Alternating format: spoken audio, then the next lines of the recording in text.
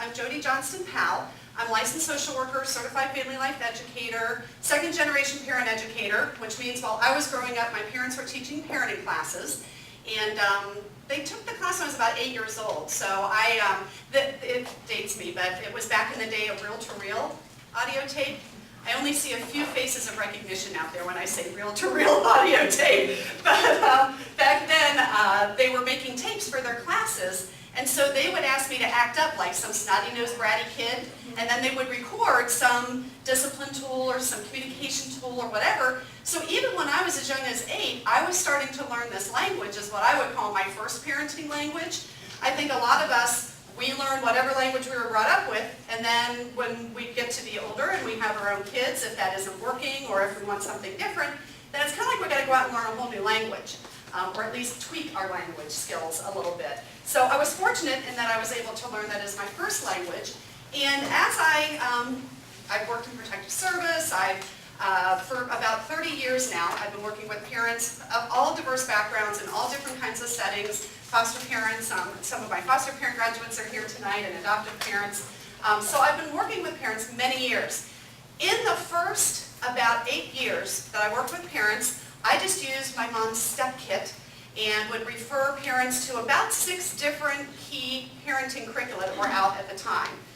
These were the ones that were evidence-based, that had some good long-term results. But back in the 80s, there were only about 30 years of outcome results. We now have, if I do my addition right, what would that be, 50, 60 years of outcome results for evidence-based parenting. And so I started out with all these different tools. And then I was hired by Catholic Social Services here in the Dayton area, and they said, well, we can't afford to buy every parent 6 books because the information is spread all over the place, but you can write handouts and make unlimited copies. So that's really where I started going through, I had hundreds of resources, finding the best evidence-based tools that were in there and pulling them into one resource. Obviously, there were hundreds.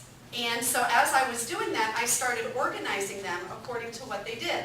So for example, every time, let me give an example here. I'll show you how I organized it. I'll come back to that. So for example, whenever I would find a tool that helped build self-esteem, I put it in what I called the self-esteem tool set. If I found a tool that was good for listening, then that would go in the listening tool set. So it's very logical how I grouped things. And I found that there was a particular order, that if people would learn the tools in a particular order, they ended up getting better results. It was easier for them to learn. Everybody walked in the first night wanting discipline, and I learned early on, if we talk about discipline and they don't have prevention skills, or there's a lot of pieces that go into being able not only to discipline well, but to get really good results. If they hadn't learned those in a particular order, it just wasn't working for them. So I started teaching it in a particular order, and that's where part of this came. Then within a couple of years, something very surprising happened.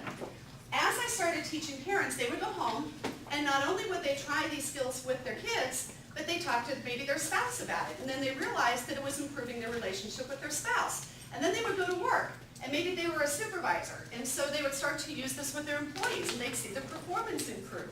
And then I would have teachers saying they were using it in the classroom. And what I realized is that these are really great universal relationship skills that can really work in almost any situation, in almost any relationship. So that was interesting enough.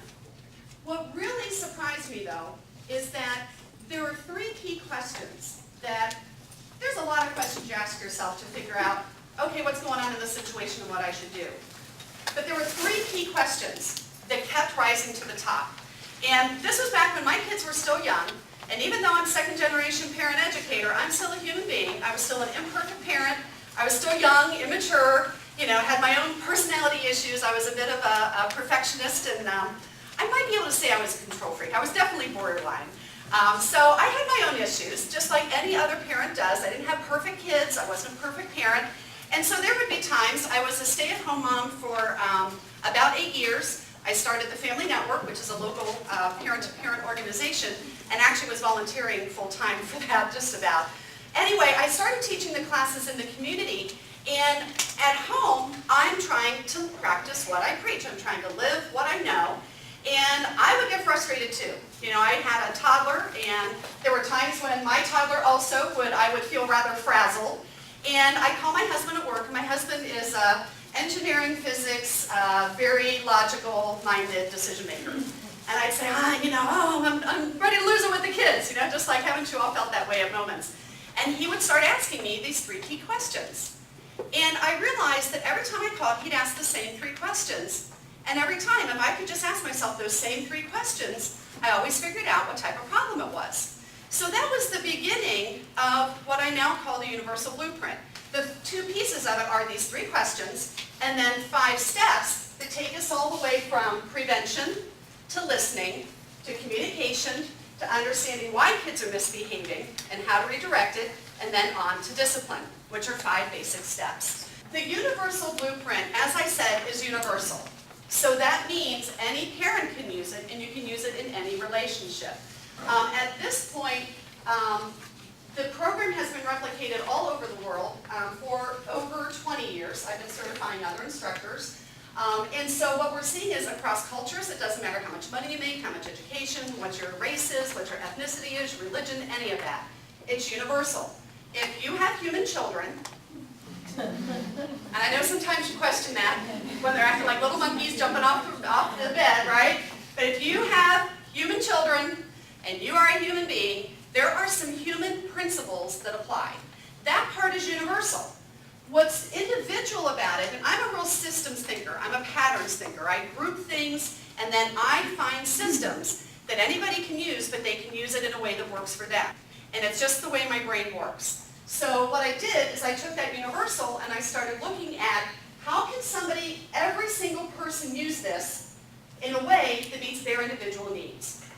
And those 3 questions are actually what does that, is what gets it down to individual needs. So you could come to a workshop like this every day of the week, and you could ask me questions, and I could take what I know, and I could say, okay, go home and try this.